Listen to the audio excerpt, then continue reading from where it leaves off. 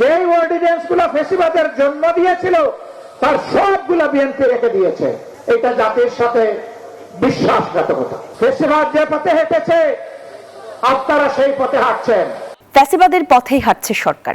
গণভোটের গণরায় না মেনে জাতির সাথে বিশ্বাসঘাতকতা করছে তারা, এমন মন্তব্য করেছেন জামায়াতে আমির ডাক্তার শফিকুর রহমান। এদিকে এনসিপির আহ্বায়ক নাহিদ ইসলাম বলেন, জুলাই সনদ বাস্তবায়ন না করে বিএনপি সরকার দেশকে আরেকটি গণ অভ্যুত্থানের দিকে ঠেলে দিচ্ছে। বরিশালে 11 দলীয় জোটের সমাবেশে এসব মন্তব্য করেন তারা।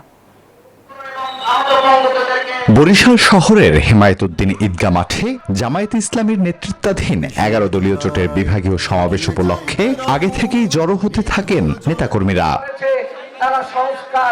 দুপুরে সমাবেশে যোগ দেন জামায়াত আমির ডাক্তার শফিকুর রহমান। এ সময় তিনি বলেন, বিএনপি সরকার ফ্যাসিবাদের পথেই হাঁটছে। গণভোটের রায় না মেনে জাতির সাথে বিশ্বাসঘাতকতা করছে বলেও অভিযোগ করেন তিনি। যে অর্ডিন্যান্স গুলো ফেসিবাদের জন্ম দিয়েছিল তার সবগুলো বিএনপি রেখে দিয়েছে। এটা জাতির সাথে বিশ্বাসঘাতকতা। ফেসিবাদ যে পথে হেঁটেছে আপনারা সেই পথে হাঁটছেন। এদিকে জুলাই সনদ বাস্তবায়ন না হলে আরেকটি গণ অভ্যুত্থান হবে বলে হুঁশিয়ারি দিয়েছেন এনসিপির আহ্বায়ক নাহিদ ইসলাম।